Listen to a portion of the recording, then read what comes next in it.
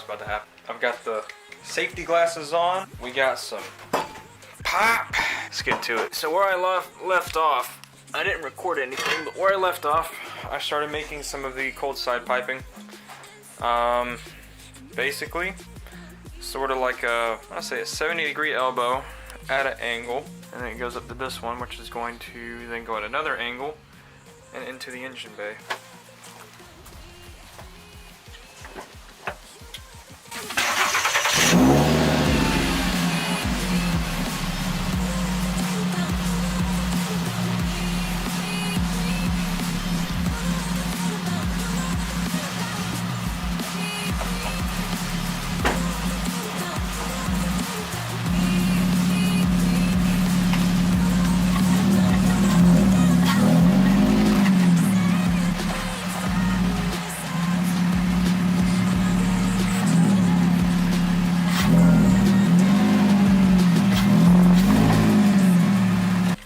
Always gotta be safe.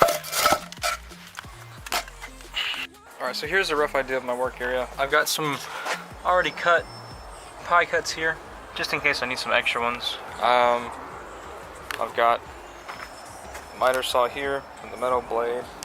Got the workpiece there, grinder, Dremel, basically to clean up all the cuts. So like over here you can see there's a lot of like really rough edges. You want to get rid of that before you start welding and putting stuff together. So, got those there. Welder.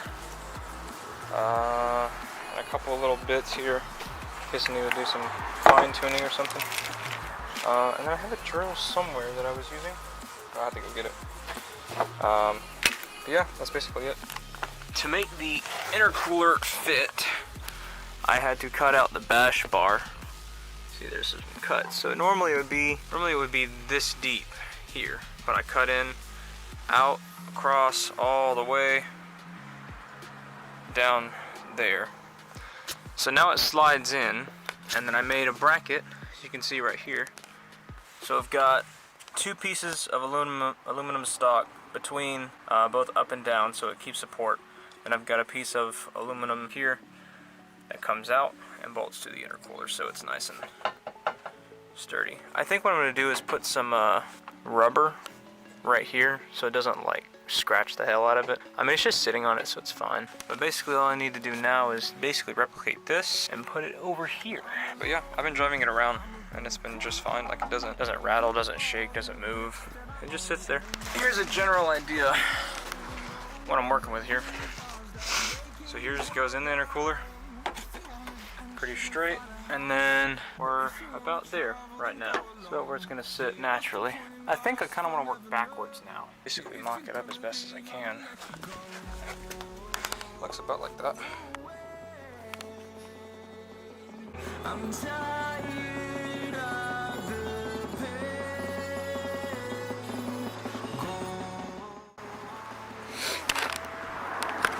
Alrighty. So I got this one cleaned up pretty good. About as clean as it'll get. What I'm going to try to do is get an idea of how I can bend this one to get about where that one is. I can take this cover off.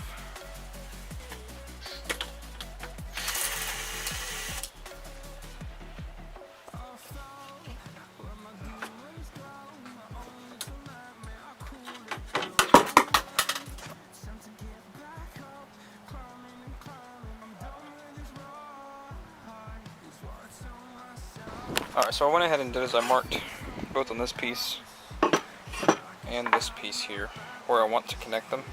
That way that bends at the right angle. What I'll probably have to do is use one of these and then cut a tighter bend. That way it angles a little bit more so I can go straight. And then once I do that, really what I really need to do is clear this gap here. And once I clear this gap, I can go straight all the way up, and then I can make a bend here and then go straight across. And it should be pretty straightforward once we get that done.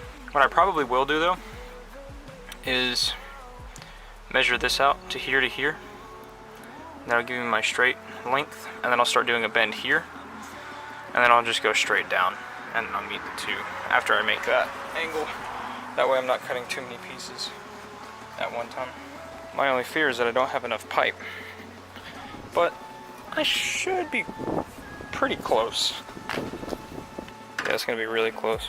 Okay, so quick rule of thumb, if you're ever trying to weld and you don't know how to weld. I'm pretty new at it too, but this is basically just a simple flux core Harbor Freight welder. This is T304 stainless steel. It says you can't do it, but as long as you prep the surface and it's clean and it's nice and you make sure to clean up your welds afterwards, you'll be good to go. Basically, you just don't want to leave any slag on the weld once you get done, so just make sure to clean it all off. Once I get done with like making everything, I'm going to basically just grind it all down, make sure it's nice and smooth, and then paint it. Probably paint it black or something like that. Just to keep the surface from, you know, if there is any rust, I want to keep it from rusting. So that's one of my main goals. Yeah, basically that's it. Make sure you ground the part that you're working on. Never just put it on any metal. That's a big no-no. So make sure you put your ground to whatever metal piece you're working on. If you have a welder's table that's metal, you can just clamp it to that as long as this is touching it. I'm gonna get set up and we'll start getting to it. Alright, so we've made the first tack. I'm gonna rotate the piece, tack it in another spot.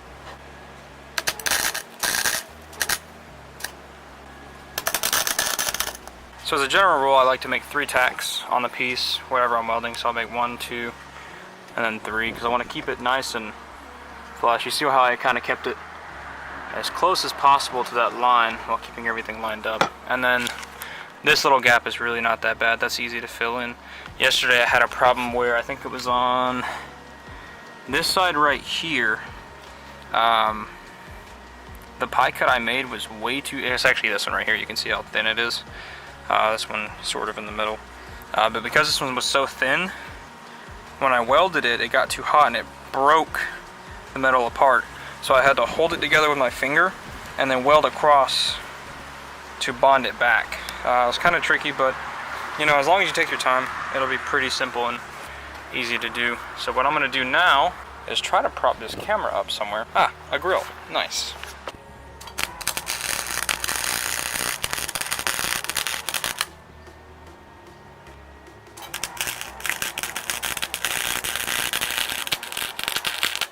It's not the most perfect weld in the world, obviously, but it still works pretty well. Always make sure you have something like this. It's a wire brush, just to clean up the slag a little bit.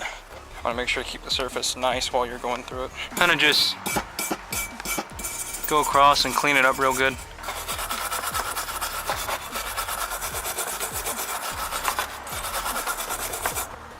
And because it is flux core, there's usually some tiny little holes. So what I've been doing is holding the pipe up in the air and see if I can see any light coming through. So I'll probably do that towards the end, but right now I'm going to rotate it.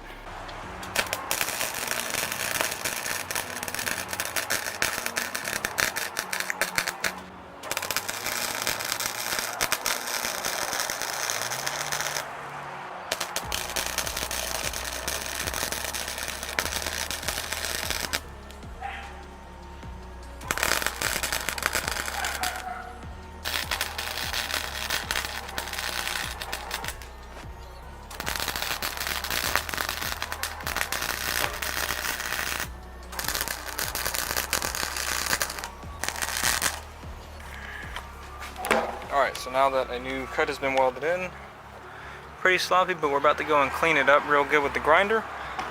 Basically you just do this, rinse, wash, repeat, and then eventually you'll have somewhat of a finished product. Alright, so after some grinding and wiping with the brush, you got a pretty nasty looking but decent weld.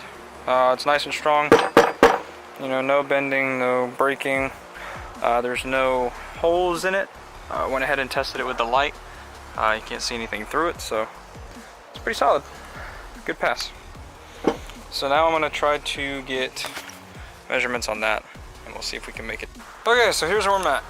Oh, so I've got this pipe going up to here, and then I've got this pipe that's about like this. It should sit about like that, and it goes down here. Alright, so I bought a couple of couplers and I went ahead and mocked everything up. I only have one more little space to fill, and that's that corner right there, right underneath the headlight. That line right there is where I'm going to cut it and put a third coupler, just so that I can easily like dismantle it and take it apart.